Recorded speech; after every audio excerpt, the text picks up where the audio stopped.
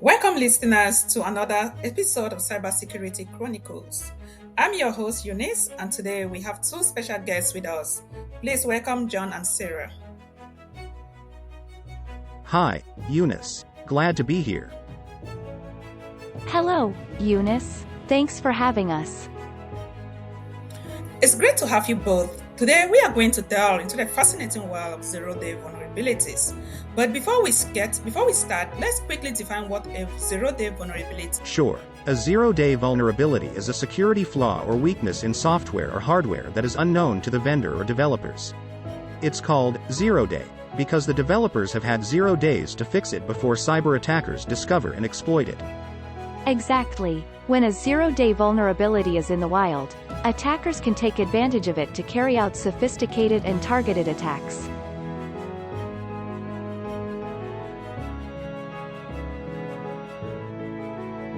That's a great explanation. Zero-day vulnerabilities can have significant consequences. Sarah, could you tell us more about the potential impacts of these vulnerabilities?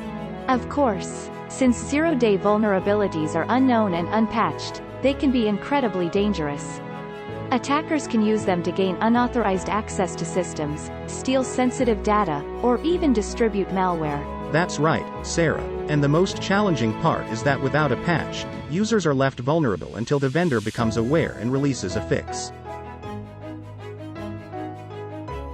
It sounds like a race against time. So, John, how do researchers and vendors handle zero-day vulnerabilities?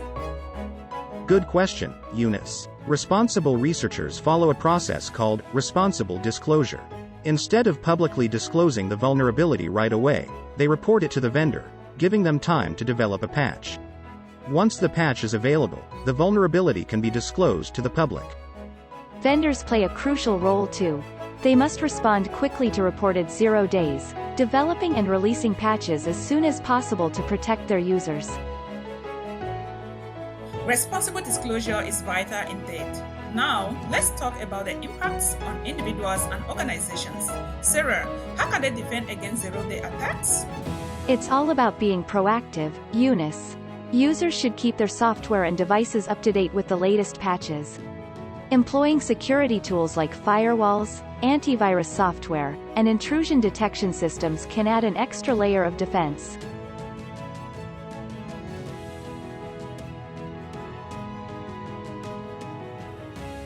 Also, promoting cybersecurity awareness and training within organizations helps employees recognize suspicious activities and avoid falling victim to social engineering attacks that might exploit zero-day vulnerabilities.